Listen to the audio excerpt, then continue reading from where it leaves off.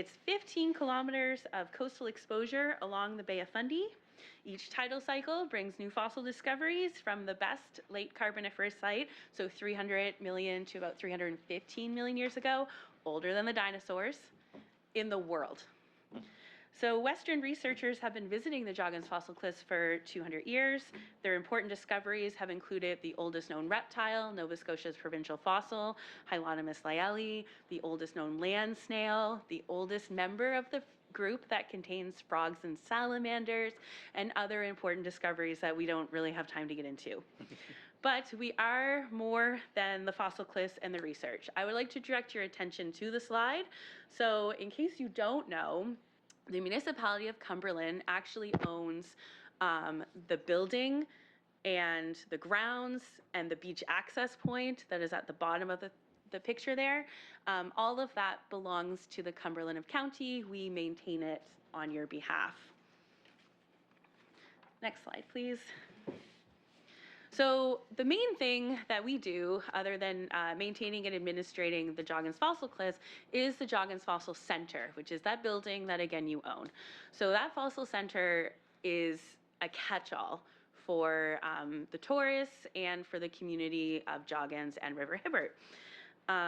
We maintain that beach access point from about April to December because otherwise in the winter the Bay of Fundy smashes these. I can talk very loud. You're good. Smashes those stairs up. But we maintain that for the tourists. We maintain that for locals. We get a lot of visitors each year. We have events and a community space in addition to the very important paleontological collection that we maintain and our research facilities. So we basically brought in the story of Cumberland County, which is a very important paleontological site. We have 2 UNESCO World Heritage Sites. We have the Joggins Fossil Cliffs, the Cliffs of Fundy Geopark. We have a period of time that not only captures when the earliest terrestrial environment that resembles an environment today, full of all the players that we have today, their ancestors, their relatives.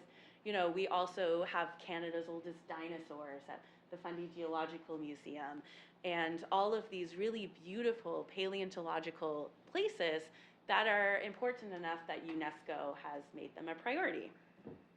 We are place-based educators.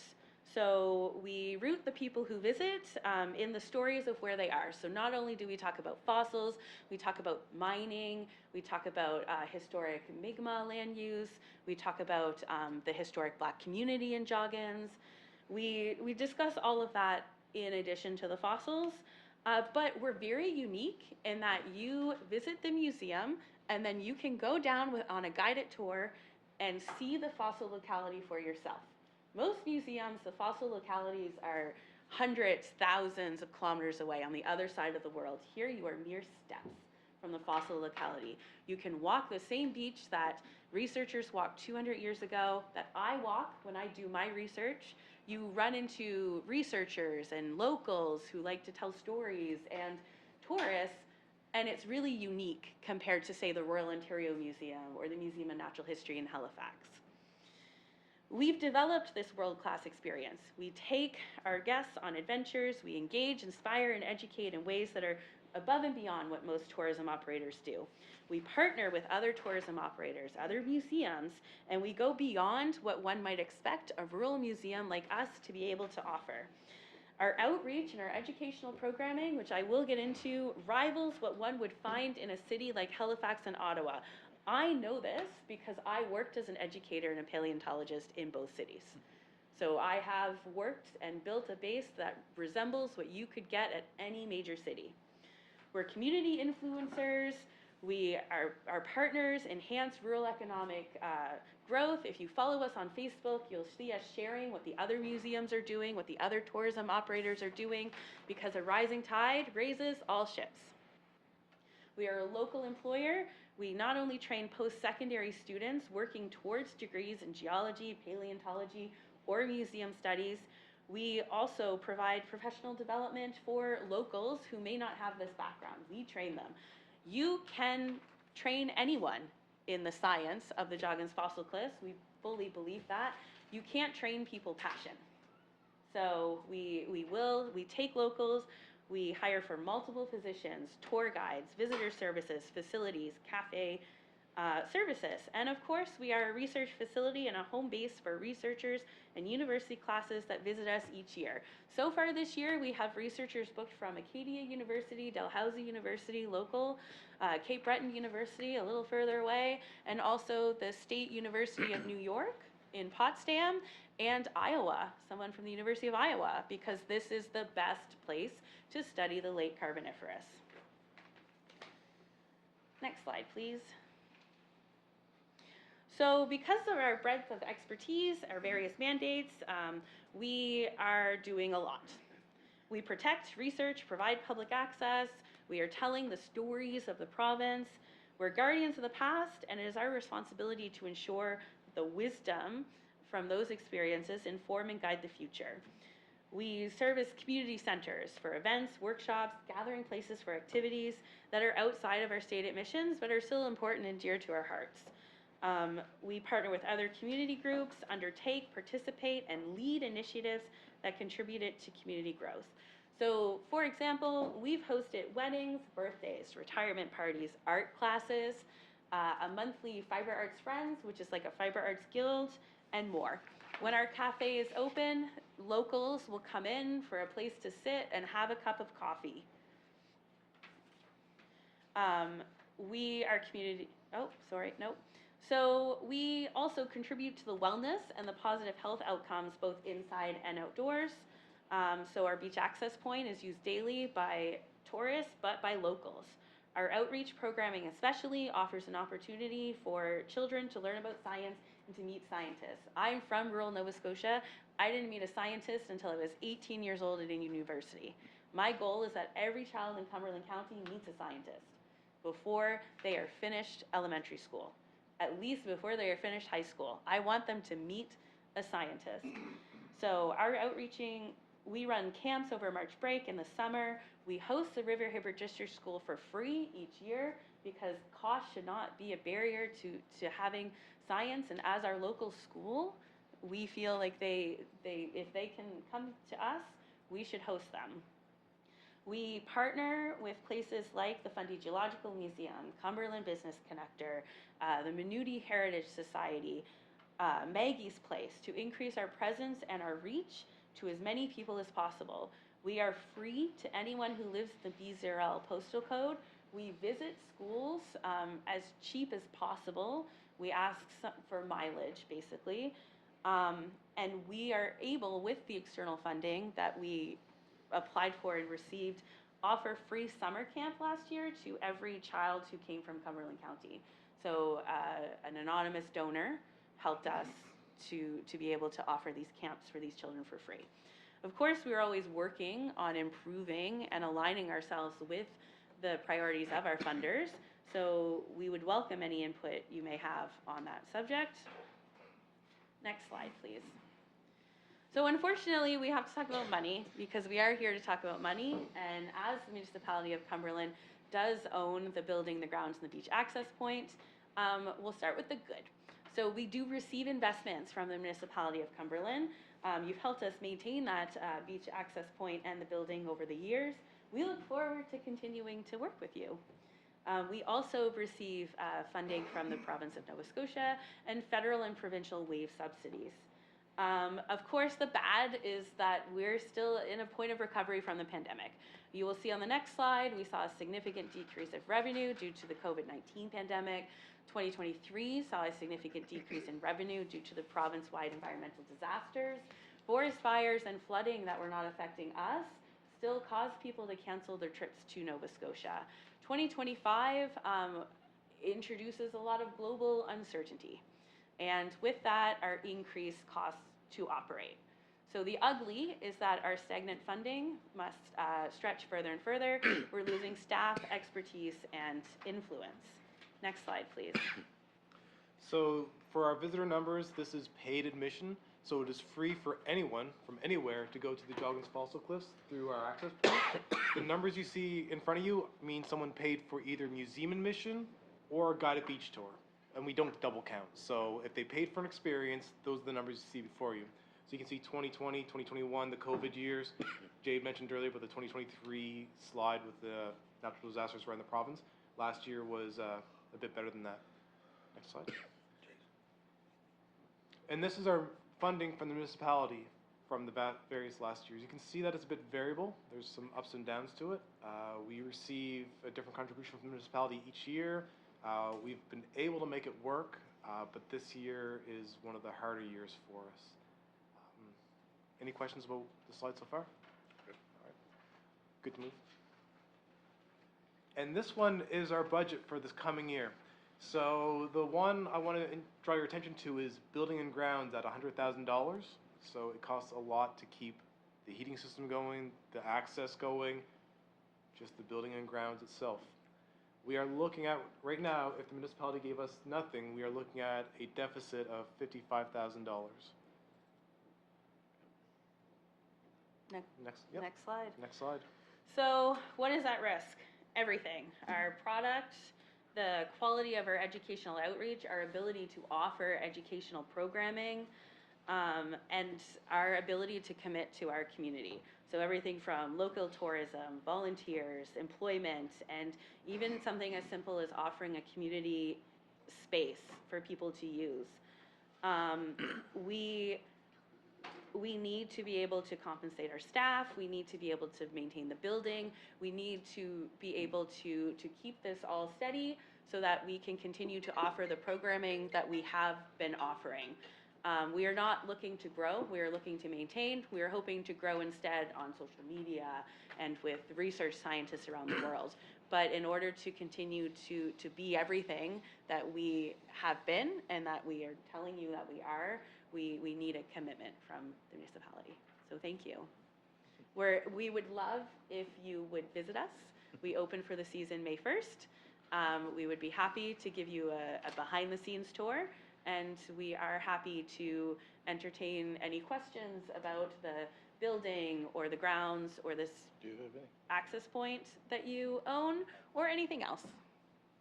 Thank you very much. Does anybody from council have any questions? I think we have an application for funding on you, and we have a lot of other applications for funding as well. Yes. And council will be considering those in the next few weeks. Yes. Just to kind of put a frame of reference on it, we have approaching $2 million worth of requests and about 25% of that to give out. So that's the kind of constraints that we are dealing with as well, just to manage expectations. So. Of course. And we just want, go ahead. Yeah, I have a couple of questions just to Sure. clarify things. You talk a lot about schools and educational things and Yeah. so on, and I assume that those are not part of your paid visitors? For No. the most part, they're free? Yes. So what, of your total visitors, what would the schools make and the free portion? So we for example? we visit River Hibbert.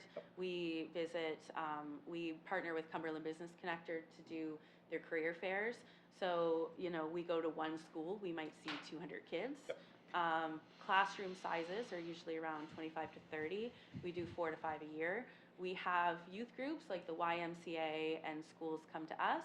Usually that's 2 or 3 classes combined, so they can justify the cost of the bus. Yep. So a bus can hold, 60 kids. It's going to be 60 kids every time. And that's another like 10 visits a year. Okay. Trying to get some sense of how much, of the time. how many visitors you have that you cannot capture any revenue from Yeah. versus the ones you capture revenue So we do from, get revenue from some of those groups, like the YMCA does pay us. Yep. We don't charge the River Hibbert District School for their experience because they're our local school. We do charge other schools a fee that is less than what's, Like I said, and we don't charge for the access to the beach. yes. So that's a Right. key one, and that's important to us.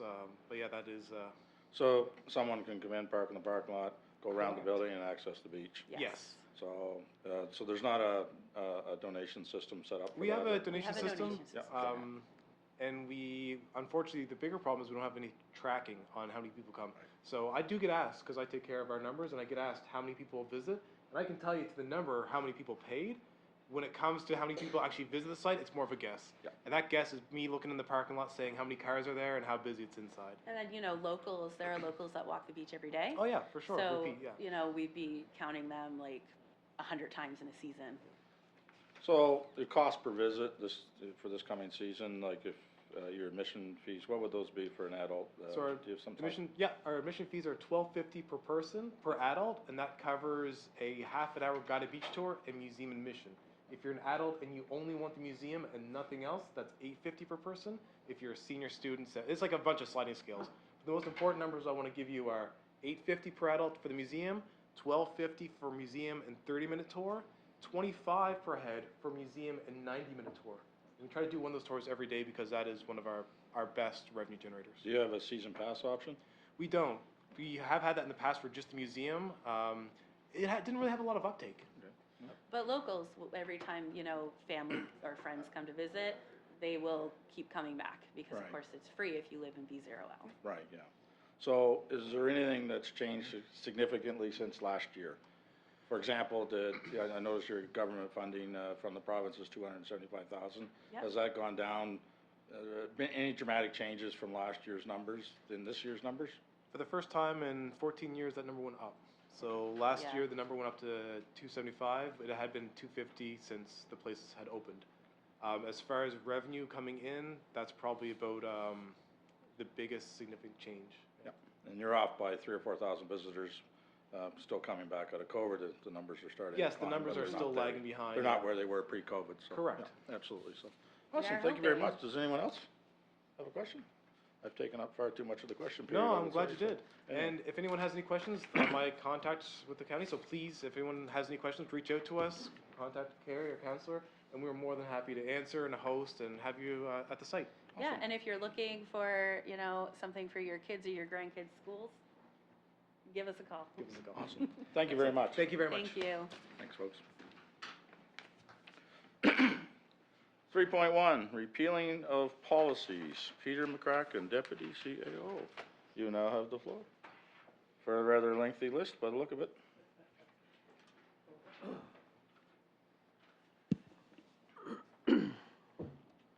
Thank you, Worship. I'll draw your attention, council's attention to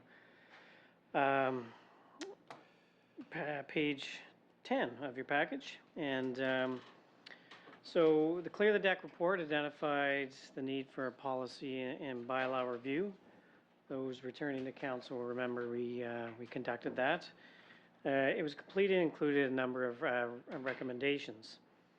In 2022, it was completed, and with the sense that, I guess the vision that we wanted to move forward as one municipality after the dissolution of Spring Hill and Parisboro. Part of that policy and bylaw review was assembling sort of a complete and accurate list of all the active bylaws and policies for Cumberland as well as the two former towns. We hired Stan Tech, it was a consulting firm, to do a thorough policy and bylaw review. We did a report, and that report was circulated in your email package. Only a portion of it is in your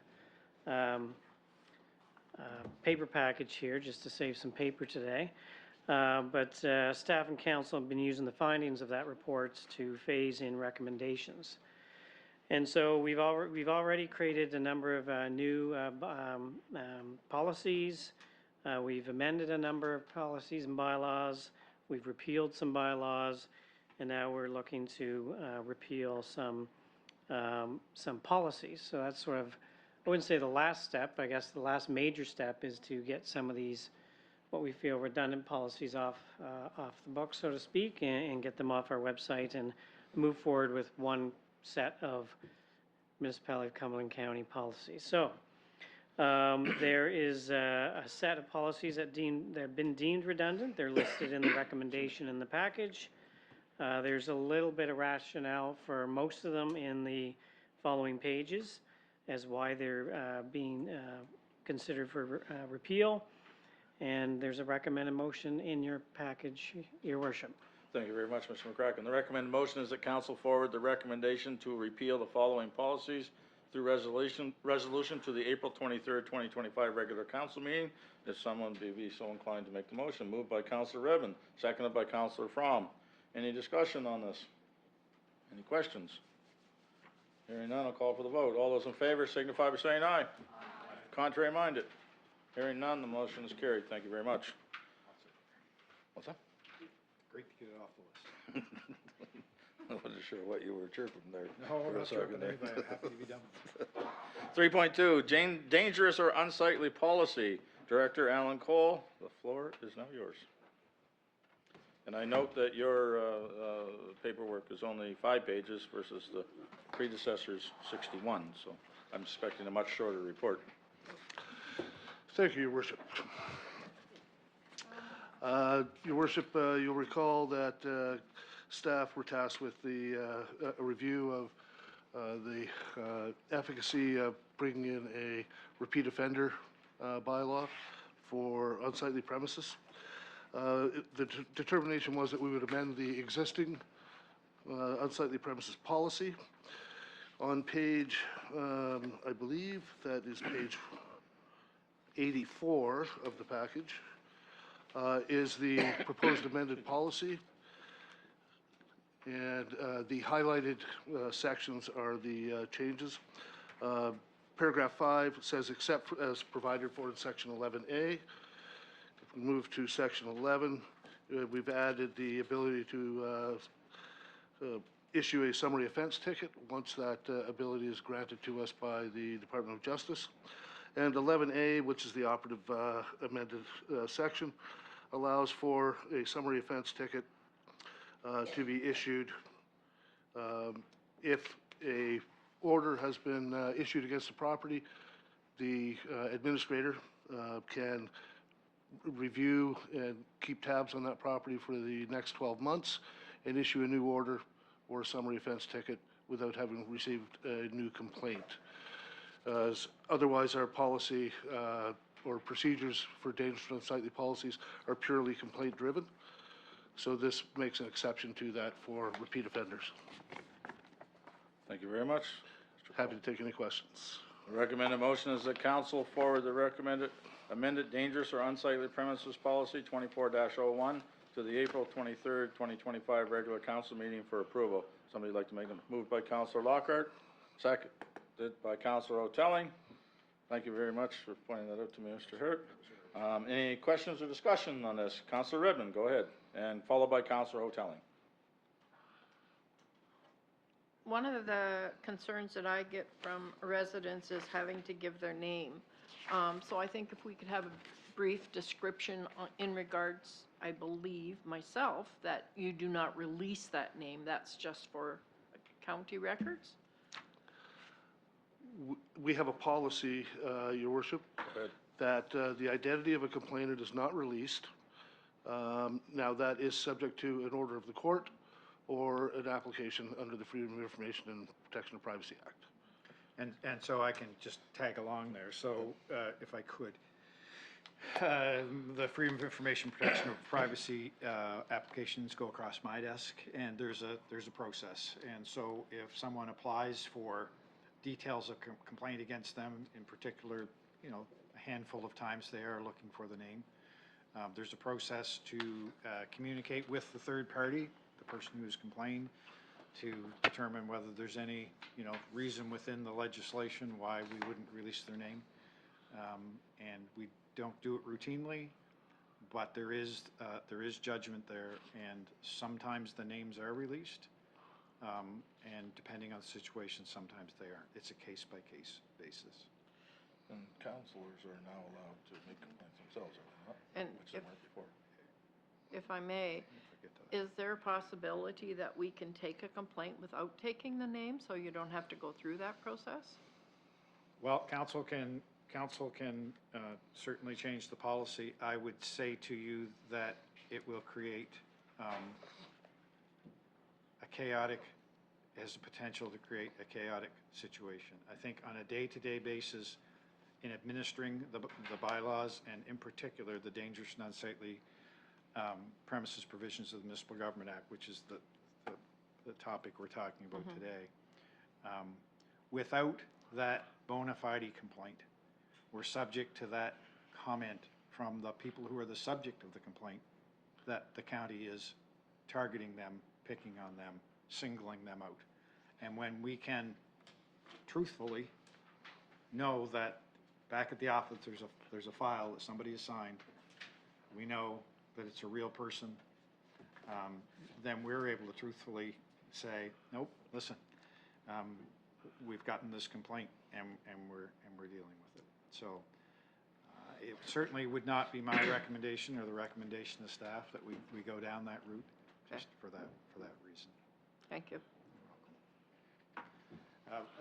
As I was speaking, Mayor Gilroy was saying, and now counselors can submit complaints. And that, in the last iteration of the policy, we did put that in place where counselors may sign complaints. There is a provision, though, in the policy that essentially says if a member of council signs a complaint, then if that complaint, that matter comes before council for a demolition order, because really that's the only circumstance where it would come before council, everything else is administrative, then that counselor must recuse themselves from that process. So members of council can sign them, but if it gets to that, the hammer, the demolition situation, the counselor has to step back from the conversation, so. Thank you very much. Councillor Hotelling. Thank you, Your Worship. I just have a question about current files that are open or have been open in the last 12 months. Would those be relevant to these changes? I would say that it would be, and Al is, we might disagree. I would say that it would be those going forward that as we open new files, that the policy would apply to those new files. Your worship, Director Cole. I agree with the CAO. These policies could never, you can't make policies retroactive. Right, that's the issue.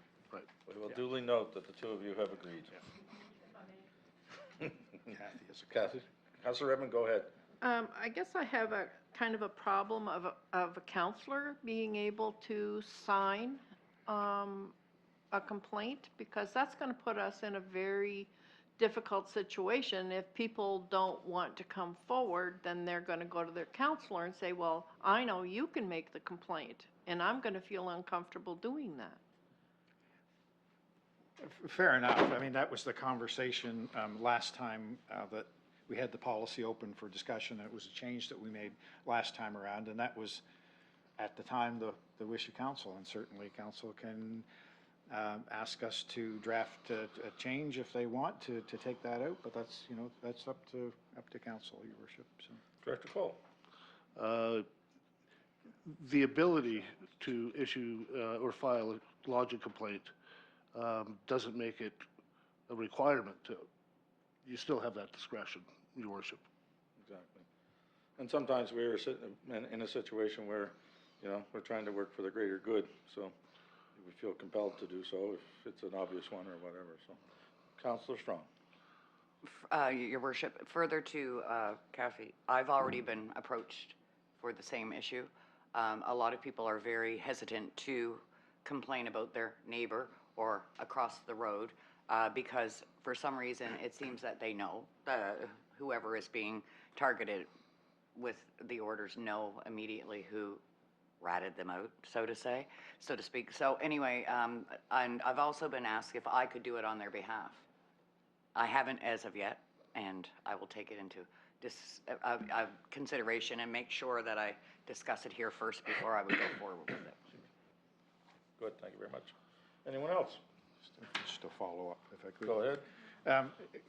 Recognizing that I know that that's an ongoing issue, just depending on the community and the situation, and just to add to what I already said about the necessity, we think, or the advisability at least, of having signed complaints, is what we do run into is neighborhood disputes and neighbor boundary disputes, and complaints used as, in some cases, not all, used as, a weapon. We'll call it a weapon, as a tool to get at the other person when there's a dispute. And that came to my mind when you were speaking, because it doesn't take long in some cases, even though if the ability was there to do it anonymously, for folks to say, well, I'll fix them. I'll just do, and then when they've done it, they're willing to say they've done it. So we think that it's not perfect, but we think the system that we have kind of addresses all of those issues, and common sense has to prevail at the end of the day, and we like to think that it does. So thank you for the opportunity to say that. Thank you very much. So if there's no further discussion, I'll call for the vote. All of those in favor of the motion signify by saying aye. Aye. Contrary minded? Motion carried. Thank you very much. Business issues, 4.1, purchase of SCBA and air cylinders. Director Alan Cole, you now have the floor again. Your worship, the recommended motion before council is that council forward the purchase of 25 sets of self-contained breathing apparatus in the amount of $245,593.53, and the purchase of 50 air cylinders for $41,192.97 to the April 23rd regular meeting of council. These two items were received early approval by council under the capital budget provisions. There was one bid received. The selection criteria that was set out in the request for proposals is set out on page 88 of the package. As there was only one proponent, their bid was compliant with the terms of the RFP, and so the staff are recommending the motion as indicated. I should just point out that this is in support of our fire departments. This doesn't say that anywhere, so Sorry. it's fire department equipment, correct? Yes, this is some of the most important PPE for firefighters. Okay, so the recommended motion is that council forward the purchase of 25 sets of SCBA in the amount of $245,593.53, including non-recoverable HST, and the purchase of 50 air cylinders in the amount of $41,192.97, including non-recoverable HST, for a total of $286,786.50 to the April 23rd, 2025 regular council meeting for approval. If someone would like to moved by Councilor Evan, seconded by Deputy Mayor Gould. Any comments or discussion? Seeing none, I'll call for the vote. All those in favor signify by saying aye. Aye. Contrary minded? Seeing none, motion is carried unanimously. Thank you very much. That Al is a breath of fresh air. He isn't is, Yeah. very short, nice short report, you know, get to the point and move on, yeah. 4.2, Water Source Protection Committee Terms of Reference. Justin Walcrest, the Director of Public Works, you now have the floor. Breath of fresh air.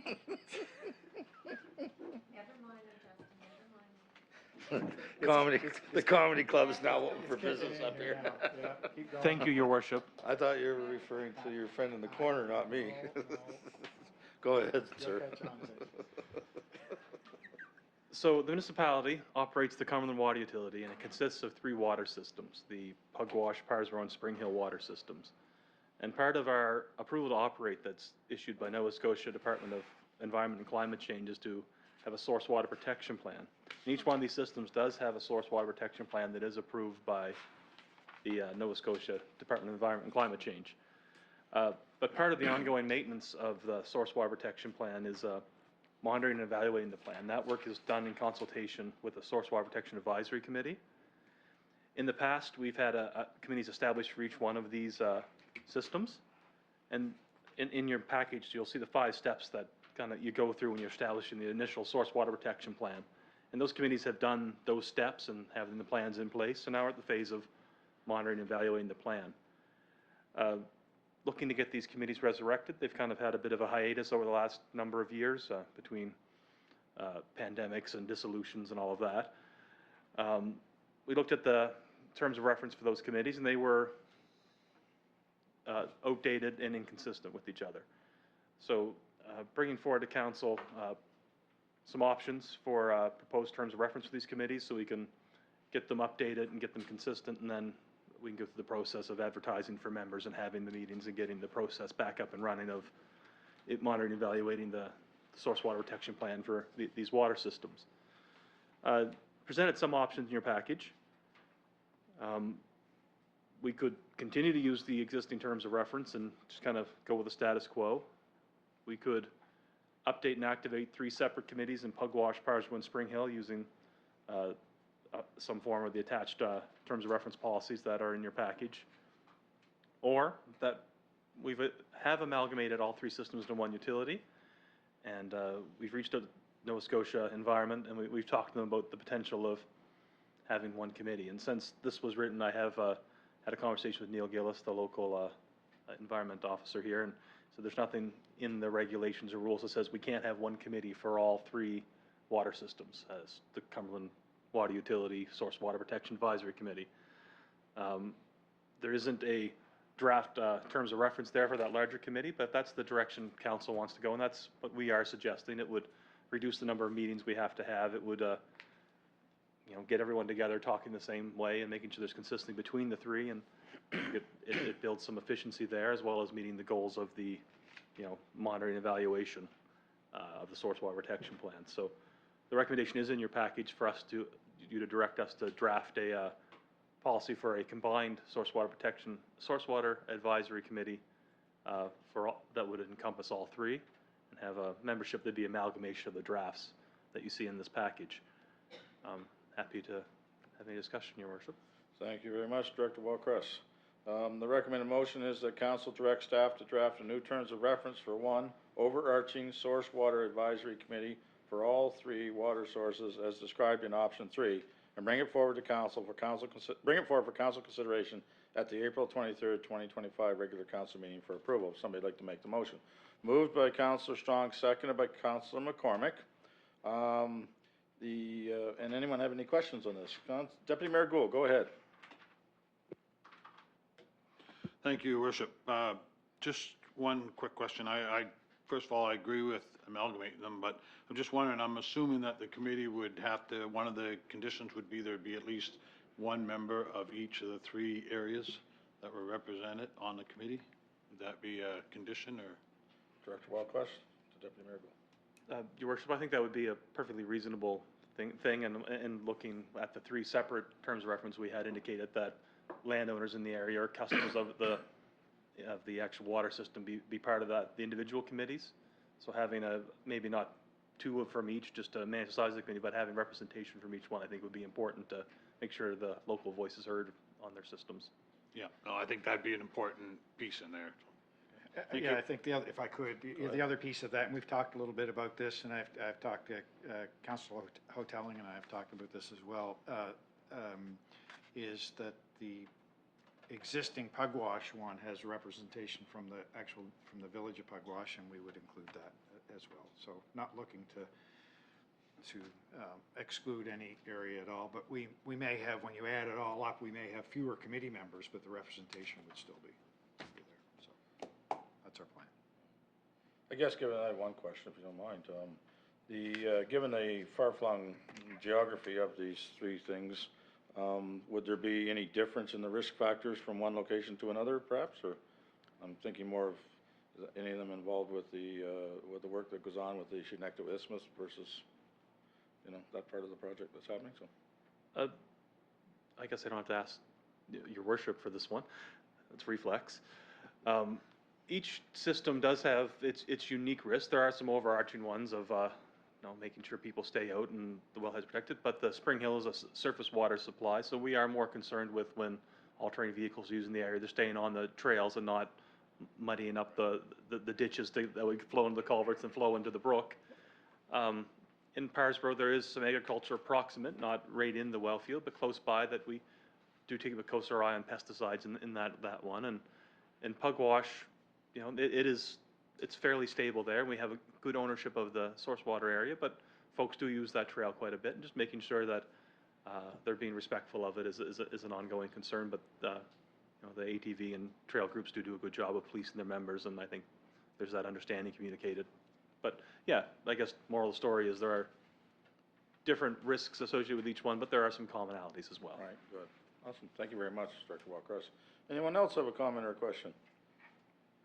Seeing none, I'll call for the vote. All those in favor of the motion signify by saying aye. Aye. Contrary minded.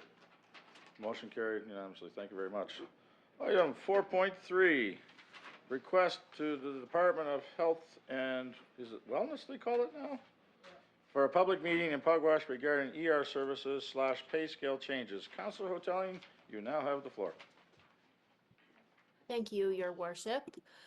So as you likely have all noticed, there have been many concerns raised from residents in the Pugwash area about what changes are happening in regard to the pay scale changes for physicians and services they provide, and a number of information items that have come up, and many residents have called me and asked if I knew what was going on.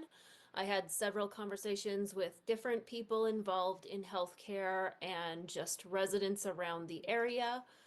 And this, sort of, not the exact same thing, but something like this happened before. And one of our local media representatives, Bill Martin, I believe, was one of the people who somehow managed to get the Department of Health and Wellness to just come to Pugwash and have a public meeting so that they could, share with the residents what's actually going on, and be able to answer questions. And I attended that meeting. There was probably close to 200 people there, I think, and it was really well run. And a lot of people were able to ask questions, and I think everybody left with a sense of relief. So, as I don't know the answers to the questions that people are asking me, and they're asking me to take some sort of action, and I know it's not ours, it's healthcare, and that's provincial. I just thought that writing a letter to the Department of Health and Wellness and asking for that same type of meeting that they had, I believe it was about a year ago, that would hopefully help the residents have some answers to the questions that they have around the ER and the services and the physicians and that type of thing. So I'll make the motion that staff write a letter to the Department of Health and Wellness requesting a public meeting to take place in Pugwash to address the changes made in healthcare services in rural Cumberland County. Thank you, Your Worship. Thank you very much, Councilor Telling. The seconder for that motion, please. Seconded by Deputy Mayor Gould. Any conversation or discussion on the motion? Oh, sorry, Scott, go ahead. I was Hi, am I busy on? watching what Amanda was doing on the screen there and not paying attention, so. Go ahead. Yeah, I agree 100% on that subject, but there's been a lot of grandstanding on this by certain individuals, and I've watched it on social media.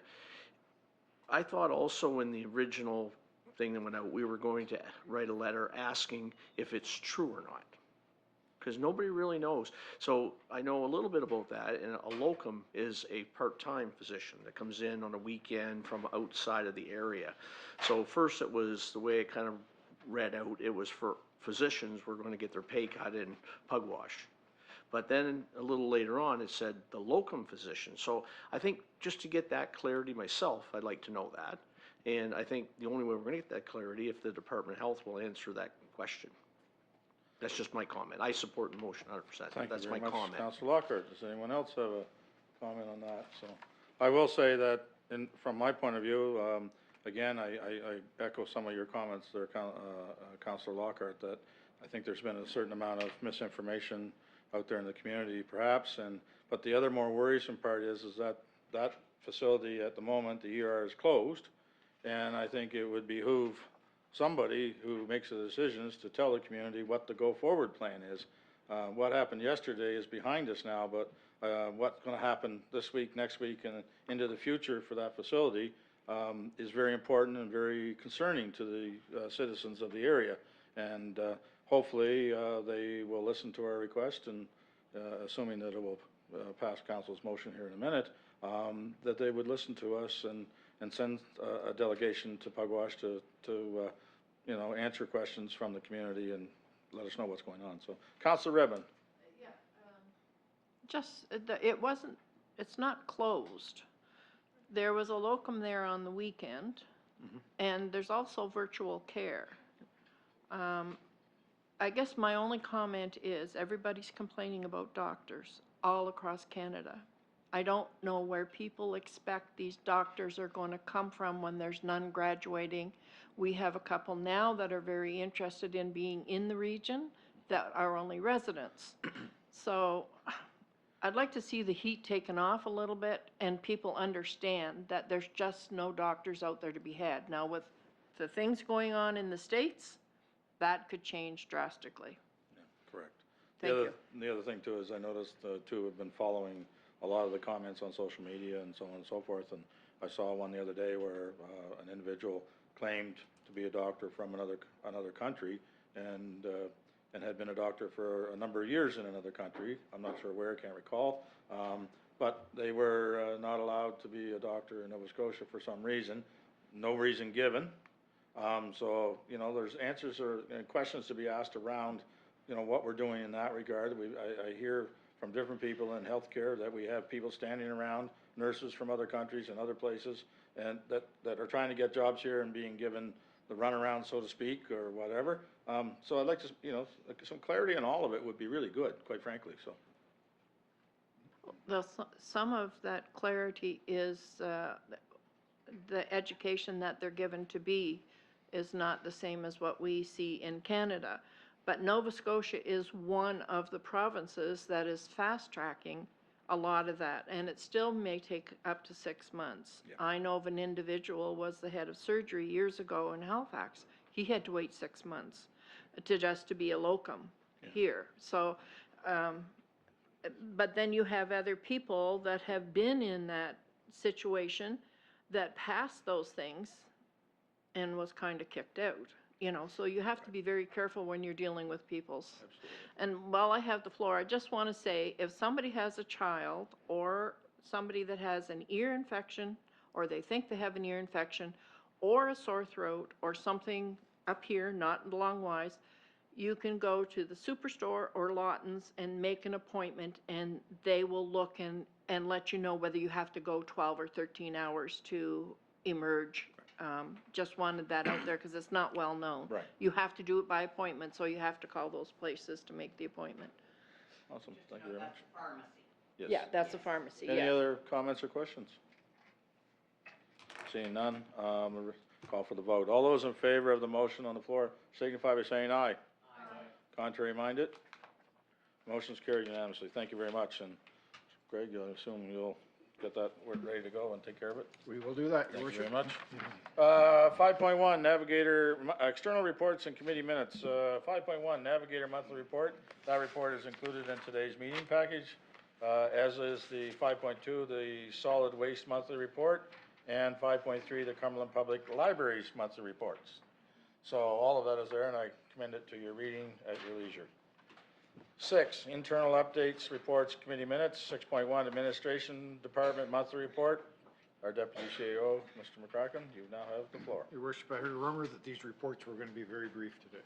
I would hope so, that there's not a lot of air used. Your Worship, are there any questions? I will do a couple highlights, if you'll indulge me. So, in terms of HR and safety, we are, a number of postings, but we're pleased to see that our annual position competitions are decreasing, and I think that's a sign of workforce stability, so that's a good metric for us to track, and gives us some confidence that people are we have the right people here, and they're happy to be here, and our workforce is, like I said, stabilizing. Did want to draw attention to bottom of page 103 and top of 104. We had 11 staff members who were received service recognition awards in 5-year increments starting at 10 years of service. And so congratulations to those folks, and certainly those people deserve those awards, and for their longevity and their commitment to the organization. We'll turn the page over to a couple things in communications. There's a new insert for April. It's going out to Cumberland Water Utility customers, and will be posted on our website as well and shared through our social media. We also have an internal staff newsletter that we're going to do our first edition of our inaugural, I guess, staff internal newsletter. So we're working on that. And we're also committing to this year to do a staff engagement survey. So we want to hear from staff what they like to, you know, do they like the work here? Do they are they treated fairly? Do they, what their impressions of their work life is. Very pleased that our accessibility plan is now up on the website as well. And as you know, a lot of our work the last month or so, and Janelle's here behind me, she's brought a lot of administrative support to this. So we've received dozens of applications for county general grants. And so we'll be bringing those to a special, I guess, a briefing next week, a sort of a information dump next week. Then we'll set up a special meeting to go through the applications and have council make the allocations. Your worship. Thank you very much, Mr. McCracken. I only have one question on page 107. Yeah. Have the councilors from District 1 and 2 been invoiced for their outstanding balances on their district budgets? And I was going to add that next, but you could beat me to it. Good. No and no. Okay. So we'll let them know that they both owe, considering we don't do pennies anymore, you both owe 50 cents, so. Okay, all good. Thank you very much, Peter. Thank you. Development and Planning, Department Monthly Report, Glenn Boone. And I assume Amy is filling in. Are you Amy, or? No, I don't think so. We're gonna skip Glenn altogether, are we? Your worship, She jumped out of the chair. I thought saw maybe she was that. gonna cover off for Glenn for The a Development change, and so- Planning Monthly me. Report is there for council's information and the reading. Director Boone is off on a well-deserved vacation and will be back next week, and I'm sure that able to and happy to answer any questions the council might have at that time. Okay, thank you very much. 6.3, Finance Department Monthly Report. Director Hurdle, go ahead. Thank you, Your Worship. So just a couple highlights. As you all know, the operating and capital budget was approved on March 31st, 2025, which is amazing to have it done that early. So thank you for all the work you guys put in to getting that done. We have shifted we're working on getting the bills ready to go out in the mail, hopefully in the next few weeks is what we are planning. And then we have shifted our attention to the audit, which year end was also on March 31st, 2025. So we are starting to finalize year end numbers and get reports ready for the auditors. There was a tax sale held on March 18th, 2025. At the time of the sale, there were 23 properties still eligible. 12 properties were sold and 11 were not sold, and the properties that did not sell will be added to the next tax sale, which we are planning for October. Your Worship. Thank you very much, Amy. Anyone have any questions? Seeing none, you're off the hook. Thank you very much. 6.4, Protective Services Department Monthly Report. Director Alan Cole, you have the floor.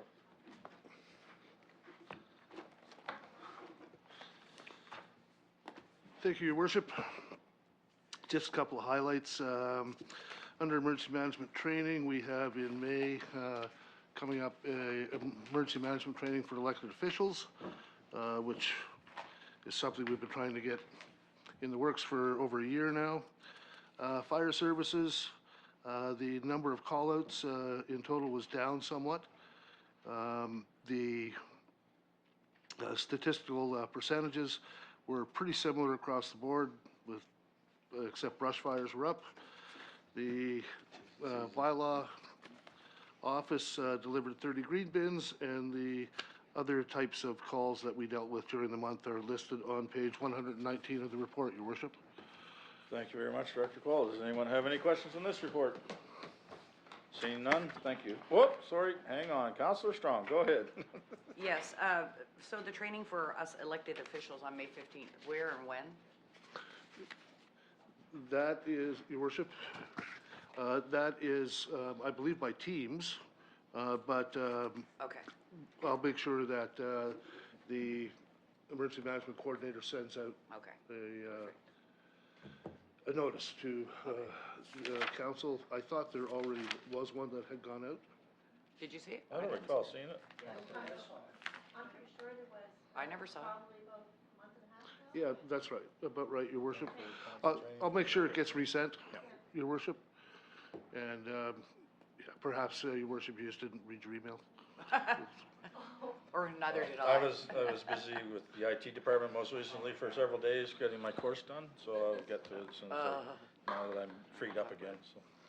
Thank you, Your Worship. I just wanted to add to Al's report, I don't think he mentioned it, that we have a special meeting of council on April 28th. 28th, yes. For, to conduct hearings for 4 demolitions orders under the dangerous and unsightly provisions in this government. 4 o'clock, yep. Yes. Thank you. Perfect. Thank you very much. All good? Thank you. Thank you, your worship. Director Walcrest, Public Works Department monthly report, please.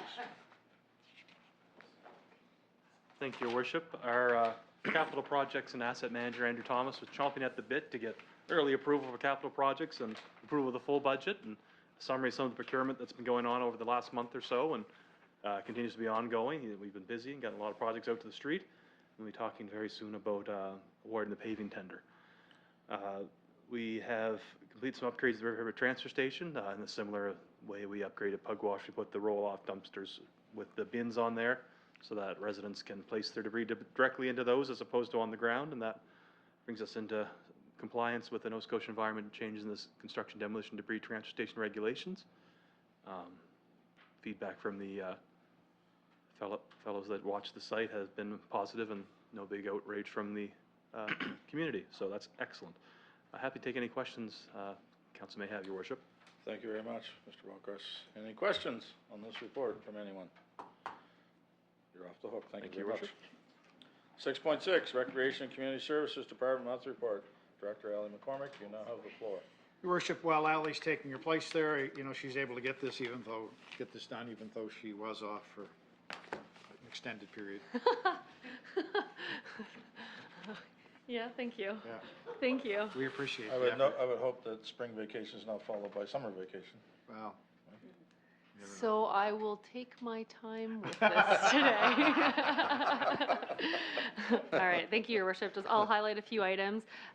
Due to the major snowstorm that we had back in February, our Fundy Shore Winter Carnival was postponed, and now it's been rescheduled and rebranded as the Fundy Shore Spring Carnival Day. So that's taking place on April 26th at the Parsboro Alliance Arena, and it'll have horse-drawn wagons, petting zoo, caricature artists, and a lot more. So our staff have been working with the committee to bring these exciting events to the community. The registration for our Girls at Bat and preteen softball programs, it officially opened on April 14th, and we're excited to see a strong response already, and these 2 programs take place in both Spring Hill and Parsboro. And this is the first time we've been using our online registration platform, Amelia, and while the transition has gone really smoothly overall, there are some, we've been working closely with parents to help them get their children set up and registered. And we're pleased with how the platform's rolled out and everyone's patience with it. And we're encouraging anybody who, you know, is experiencing any challenges going through this for the first time, just to reach out to our rec programmer, Nick, and he'll be happy to assist. And finally, our campground manager, Judy Trites, returned. So her first day back was on Friday, so we're really happy to have her back. And she's been busy with preparations for the upcoming season, opening the facilities, and also communicating with our seasonal campers. There's a lot to do at the beginning of the season, and we're also in the midst of recruiting for our 2 campground attendants. And I was just at the campground yesterday, and I got to check out the rec hall, and it's looking really good. They put the flooring in, the painting's been done on the wall, so just a few final touches that are going to take place in there, and then we've already got lots to furnish it. So we're really excited to get in there and to open it up for use for the campground. Your Worship, Roger McIsaac and I were down last week and just put the finishing touches on. Yeah, we saw them. Yeah, Oh, they were still down there yesterday. That was the Driving Miss Daisy tour. That was That's it for me. Thank you Happy to very answer any much. questions. Anyone have any questions, comments on this? I will say two things quickly. Oh, go ahead, Counselor Strong. No, hot Oh, Jen, there you are. Go ahead, Jen. Thank you, Your Worship.